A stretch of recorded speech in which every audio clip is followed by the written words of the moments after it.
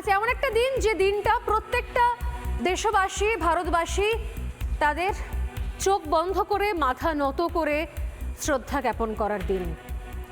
আজ আমাদের দেশের প্রথম যিনি প্রধানমন্ত্রী হতে পারতেন, যদি অনেক ক্ষেত্রে মনে করা হয় কি তিনি দেশের প্রধানমন্ত্রী, যদি তখন দেশ শাসন স্বাধীন হয়নি, সেই দেশনায়ক সর্বাধিনায়ক নেতাজি সুভাষচন্দ্র বোসের জন্মদিন 23শে জানুয়ারি। আজকের দিনে যখন সবাই শ্রদ্ধা জ্ঞাপন করছেন, সেই সময়তে আমি দেখলাম সকাল থেকে একটি ছবি ভয়ঙ্কর রকমভাবে সোশ্যাল মিডিয়াতে ভাইরাল হয়ে গেছে। কি সেই ছবি?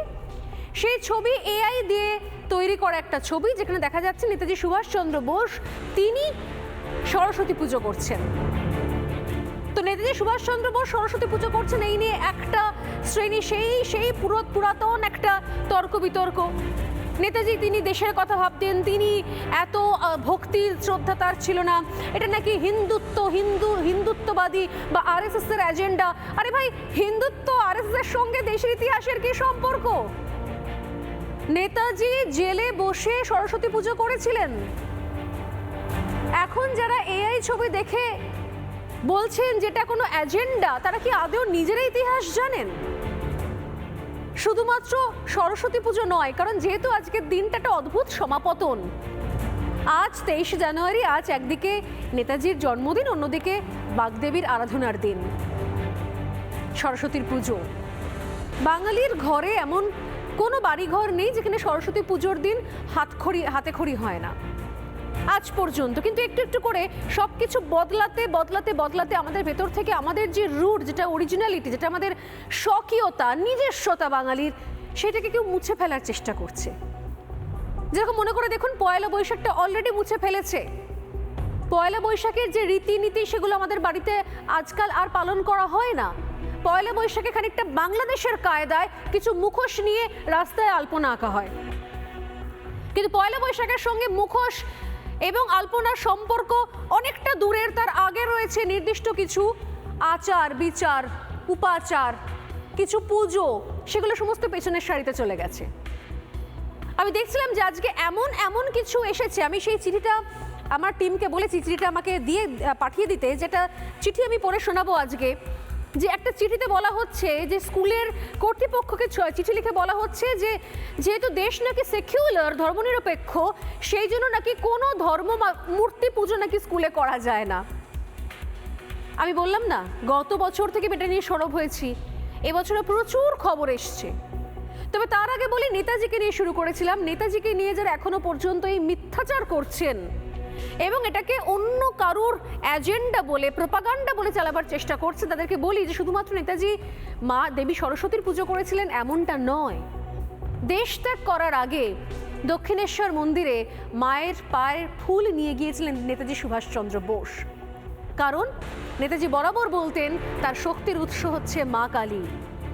আদ্যন্ত এমন একটা মানুষ, দেশনায়ক, যার মধ্যে নিজের ধর্মের প্রতি আস্থা ছিল, ভক্তি ছিল, শ্রদ্ধা ছিল। কিছু কোলাজ, কিছু পুরনো ছবি আজকে আপনাদের জন্য আমি রাখবো, আমার টিম সেই ছবিগুলো চালাবে পাশে।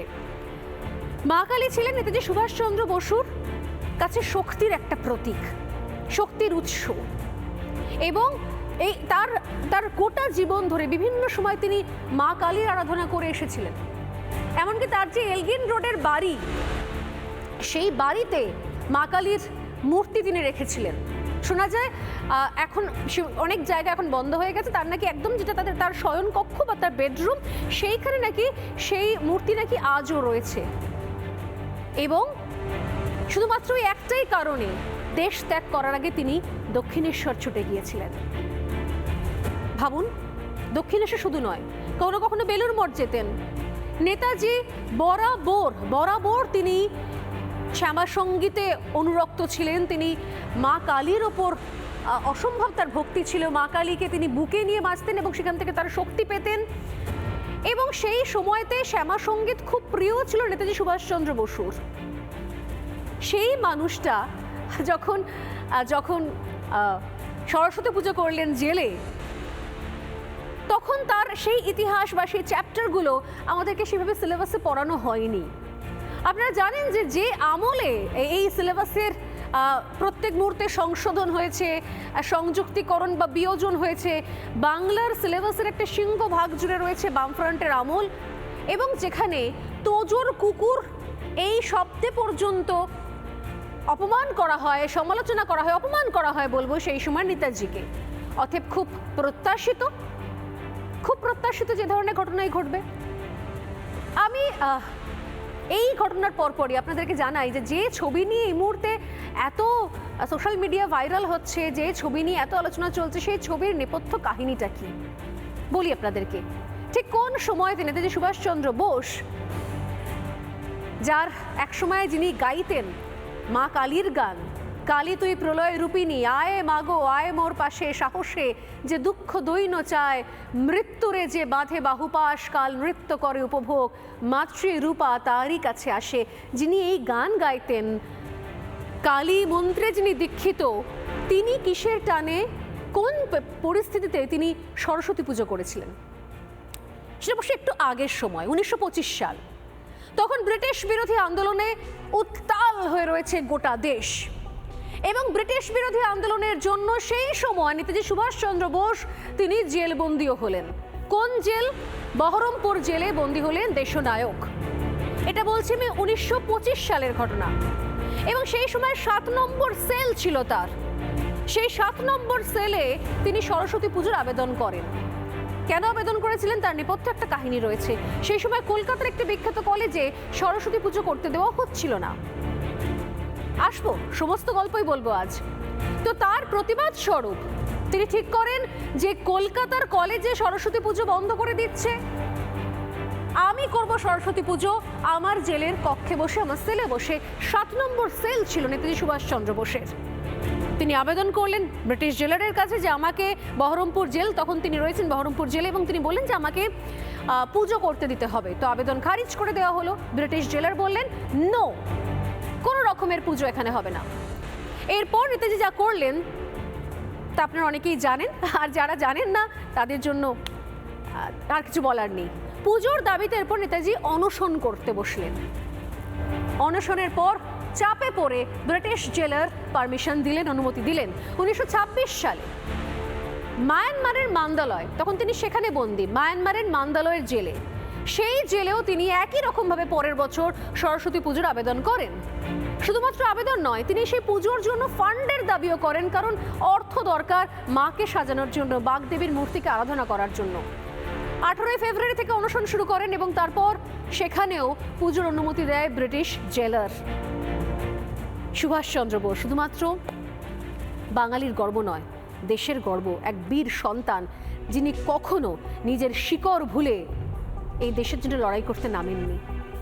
আজ রাজনীতি রয়েছে, রাজনীতির অনেক ভার্সন রয়েছে, অনেক ধরনের রাজনীতির নিজস্ব দৃষ্টিকোণ থেকে নানা ধরনের জিনিস চাপিয়ে দেওয়া রয়েছে, কিন্তু নেতাজি আমাদের হৃদয়ে রয়েছেন, আমাদের মননে রয়েছেন।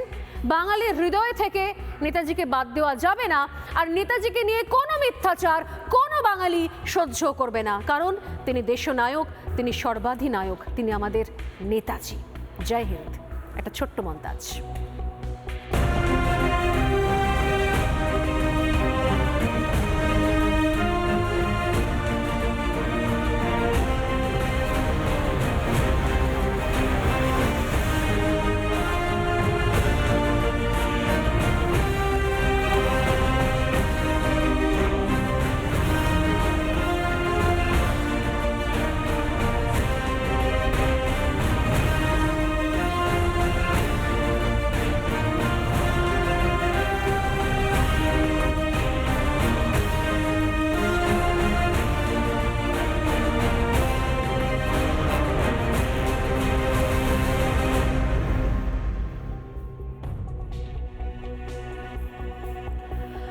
এই জায়গা থেকে আমি আজকে আলোচনা শুরু করব যে সত্যি সত্যি নেতাজি যে বিশ্বাস, যে আস্থা, যে জেদ নিয়ে দেশের জন্য প্রাণটা দিলেন, দেশের জন্য চিরতরে তার মৃত্যুটাই রহস্যে ঢাকা রয়ে গেল।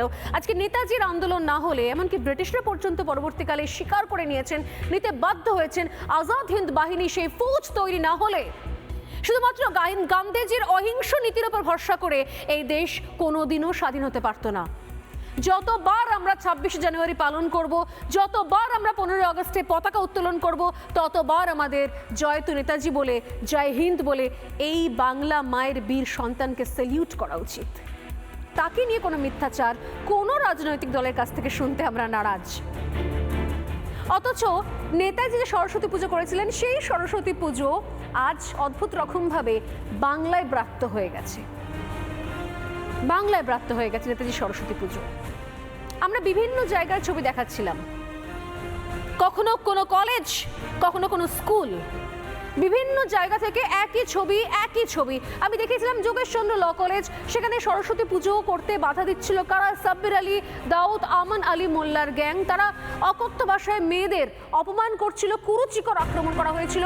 একমাত্র রিপাবলিক বাংলা সেই খবর দেখায় গত বছরও, এবছরও, এবং তারপর আজ ফাইনালি নির্বিঘ্নে সরস্বতী পুজো হলো সাউথ যোগেশচন্দ্র ল কলেজে। সেই ছবিটা আমি চালাতে বলবো পাশে। নির্দিষ্টভাবে পুজো বন্ধ করার ছক ছিল, এবং তারপর এই খবর রিপাবলিক বাংলা দেখানোর পর হস্তক্ষেপ করেন রাজ্যের মন্ত্রী। পুলিশের বিরুদ্ধে অভিযোগ ওঠে, যদি এর আগে অভিযোগ উঠেছে। শুধুমাত্র এই ঘটনা নয়, আমি পরপর কয়েকটা ঘটনা দেখাবো যে আমাদের যারা বাংলার বীর সন্তান, যারা দেশের জন্য প্রাণ দিয়েছেন, লড়াই করেছেন, তারা যে আস্থা নিয়ে বাঁচতেন। আমি এর আগেও বলেছি আপনাদেরকে, বিপ্লবীদের যে ঝোলা থাকতো না, সেই ঝোলায় থাকতো একটা করে গীতা। অথচ গীতা পাঠ এখানে নাকি বিজেপির হয়ে গেছে। কত বড় লজ্জার! সরস্বতী পুজো, যে সরস্বতীর আরাধনা খোদ নেতাজি সুভাষচন্দ্র বোস করেছেন, জেলে বসে করেছেন, সেই সরস্বতী পুজো আজকে জেলায় জেলায় বাধাপ্রাপ্ত। নির্দিষ্ট প্ল্যান করে, পরিকল্পনা করে বাঙালির মন থেকে, বাঙালির মনন, বাঙালির জীবন, বাঙালির শিক্ষা, বাঙালির সংস্কৃতি, সব জায়গা থেকে সরস্বতী পুজোটাকে ডিলিট করার চক্রান্ত চলছে, বাদ মুছে ফেলার চক্রান্ত চলছে। আমি পরপর কয়েকটা পরিসংখ্যান দেবো। দেখুন, গত বছরের ছবিটা শুধু বলি, এই বছর তো আসছে এরপর আলোচনায়। যোগেশচন্দ্র ল কলেজ, যে কলেজ নিয়ে আজকে শুরুতেই ছবি দেখালাম, সেই কলেজে পুজোয় বাধা দেওয়ার চেষ্টা চলেছিল, পুজো বন্ধের চেষ্টা চলেছিল গত বছর। এমনকি পড়ুয়াদের খুনের হুমকি দেওয়া হয়, মহিলাদের ধর্ষণের হুমকি দেওয়া হয়, তাদেরকে নির্দিষ্ট এরিয়াতে বেঁচে দেওয়ার হুমকি পর্যন্ত দেওয়া হয়েছে। তারপর পুলিশি প্রহরায় হয়েছিল গত বছর সরস্বতী পুজো যোগেশচন্দ্র ল কলেজে, তাও কোর্ট থেকে পারমিশন নিয়ে এসে। হরিণঘাটার স্কুল, সেখানে পুজো করতে বাধা দেওয়া হয়, প্রধান শিক্ষককে হুমকি দেওয়া হয়, এবং রীতিমতো হুমকি দিয়ে বলা হয়েছিল যদি স্কুলে সরস্বতী পুজো করেন তাহলে চাকরি থাকবে না। কারণ ওই এলাকার সংখ্যালঘু অধ্যুষিত, তারা বলেছেন যে আমরা যা চাই তাই হবে, এখানে সরস্বতী পুজো করতে দেব না মানে দেব না। রিপাবলিক বাংলায় সন্ধ্যে 7টায় আমি স্বর্ণালী দায়িত্ব নিয়ে এই খবর টেলিকাস্ট করি, এবং তারপর টানা কভারেজ করে গিয়েছিলাম, এবং তারপর রিপাবলিকের খবরের জেরে শেষ পর্যন্ত সেখানে পুজো হয়। আমার জয় নয়, বাংলার আবেগ, আস্থা, তার যে দাবি, সেন্টিমেন্ট, তার জয়। চিত্তরঞ্জন কলেজ, সেখানে পুজোর টাকা 9-6 করার মতো অভিযোগ উঠেছিল গত বছর। অভিযুক্ত ছিলেন বিধায়ক বিবেক গুপ্তা, এবং তিনি বলেছেন আমার কাছে ফান্ডে টাকা নেই, তাই সরস্বতী পুজো বন্ধ। ফান্ডে টাকা না থাকলে সমস্ত কিছু হয়ে যায়, সমস্ত উৎসব হয়, বাইরে থেকে সিঙ্গার নিয়ে এসে গান গাওয়ানো হয়, অথচ সরস্বতী পুজো বন্ধ করে দেওয়া হয়। শিলিগুড়ি মণ্ডপ থেকে উধাও হয়ে গিয়েছিল সরস্বতী ঠাকুর সরস্বতী পুজোর ঠিক আগের দিন রাত্রে। দিনহাটা, নয়াহাটে, সেখানে পুজো বন্ধ করা হয়েছিল, একই দাবি, ফান্ড নেই। দাবিটা কে করছেন? সেখানকার প্রধান শিক্ষক। কি তার নাম? তার নাম ছিল শাহজামাল। তিনি বলছেন যে পুজো হবে না এবছর, তিনি সে বছর দায়িত্ব নিয়ে এসছেন, এসেই বলছেন ফান্ড নেই, তাই সরস্বতী পুজো হবে না। রিপাবলিকের খবরের জের অবশেষে পুজো করতে বাধ্য এই স্কুল। এবং জানিয়ে রাখি, গত বছর অনেকে আমাকে ফোন করে জানিয়েছিলেন ওই চত্বর থেকে, শিলিগুড়ি থেকে, স্বর্ণালী আপনার খবরের পরে সরস্বতী পুজোর দিন তো আমরা পুজো দিতে পারিনি, কিন্তু তার 2 দিন পরে গিয়ে সরস্বতী পুজো করতে বাধ্য হয়েছিলেন শাহজামাল। কিন্তু তারপরেও একই পরিস্থিতি। যারা সোশ্যাল মিডিয়াতে নেতাজির এআই ছবি দেখে ভাবছেন যে সেটা নাকি আরএসএস বা হিন্দুত্বের ফলস প্রপাগান্ডা, ইতিহাস না জেনে, তাদের তালে তাল মিলিয়ে আরও কিছু ঘটনা ঘটছে পশ্চিমবঙ্গে। আমার জানতে ইচ্ছে করছে, তাই আজকে সোজাসুজি একটাই প্রশ্ন রাখবো, এরপর আজ থেকে যদি এরকমই চলতে থাকে, তাহলে আজ থেকে বেশ কয়েক বছর বাদে পরবর্তী প্রজন্মকে ঠিক এরকমভাবে এআই ছবি দিয়ে বোঝাতে হবে না তো, এই হচ্ছেন আমাদের সরস্বতী ঠাকুর, একসময় আমরা পুজো করতাম, পুষ্পাঞ্জলি দিতাম। কারণ সেই দিকেই আমরা এগোচ্ছি। বাংলা বাঙালির মনন থেকে, অস্তিত্ব থেকে, কালচার থেকে, সংস্কৃতি থেকে, আস্থা থেকে সরস্বতী ঠাকুরকে বাদ করার, কমপ্লিটলি ডিলিট যাকে বলে, পুরোপুরি ধরে বাদ করার একটা গভীর চক্রান্ত চলছে। নজর রাখবো আজকের ব্রেকিং নিউজ, যে খবর আমি পাচ্ছি পুরুলিয়া থেকে। পুরুলিয়ার পরলিতে সরস্বতী পুজো বন্ধের আবেদন এবার মারাত্মক রকমের অভিযোগ সামনে এলো, যেখানে খোদ অভিভাবকরা চিঠি দিয়ে বলছেন যে সরস্বতী পুজো করার দরকার নেই, এই দেশটা সেকুলার দেশ, ধর্মনিরপেক্ষ দেশ, তাই এখানে সরস্বতী পুজো করার কোনো দরকার নেই। এটা বলছেন কারা? সেখানকার অভিভাবকরা। স্কুলে পুজো বন্ধের আবেদন এবং আবেদন করতেই বিতর্ক তৈরি হয়ে যায়।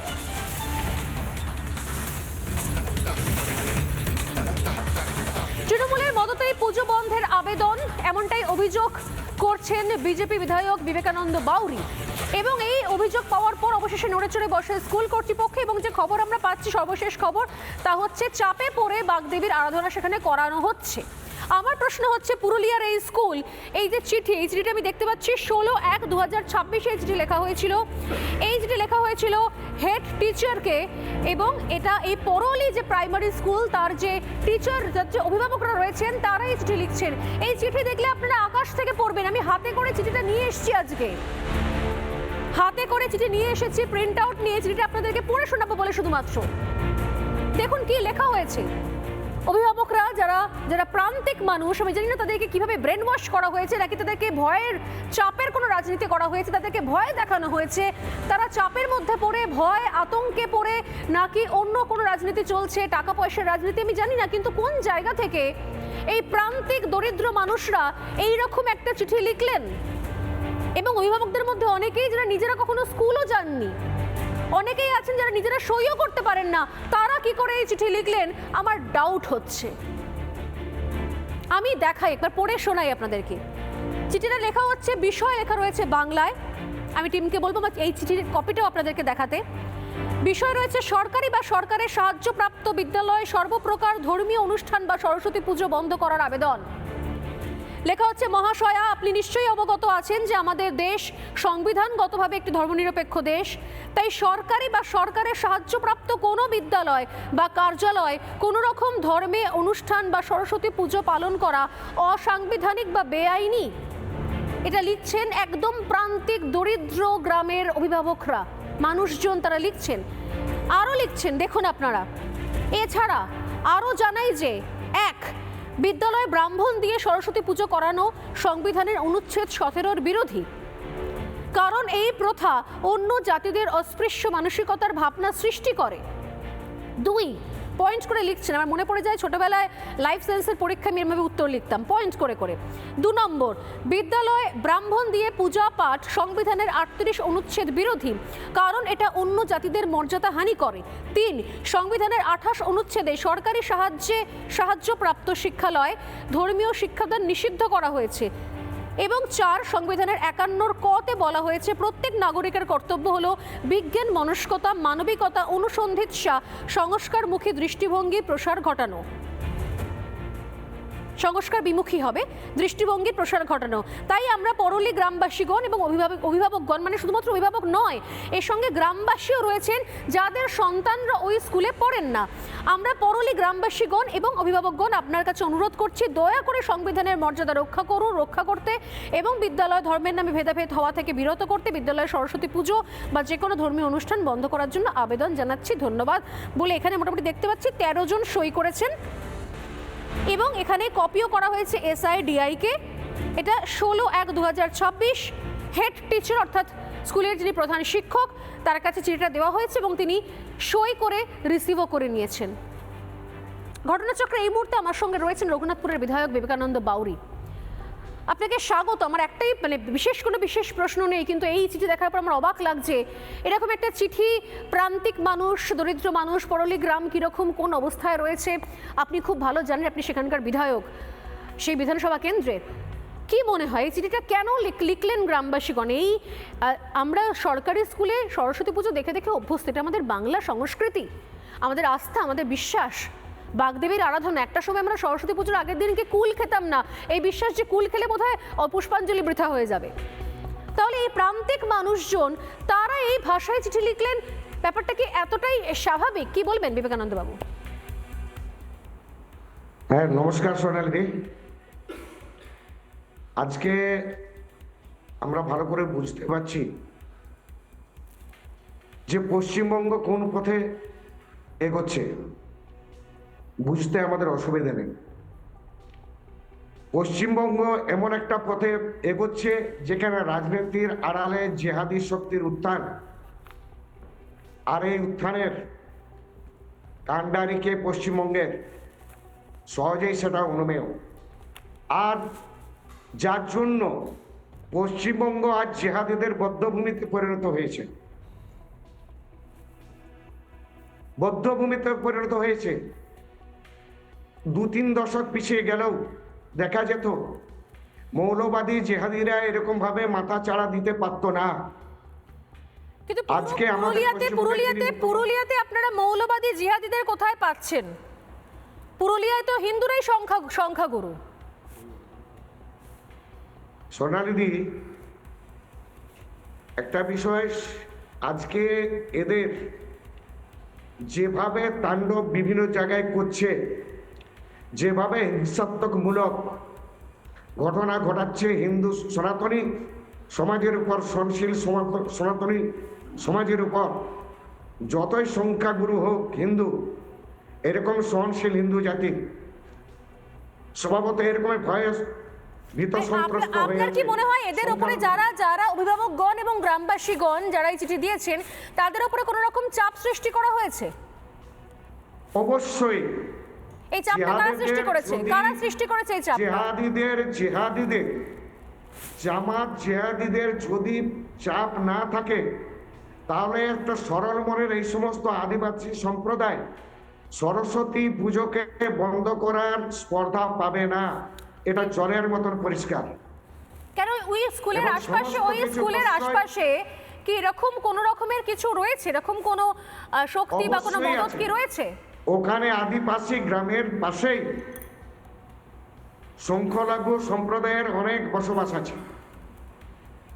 সংখ্যালঘু সম্প্রদায়ের অনেক বসবাস আছে। সেখানে সেই সমস্ত জেহাদিরা সরস্বতী পূজা বন্ধের জন্য তারাকে ভীষণভাবে চাপ প্রয়োগ করেছে।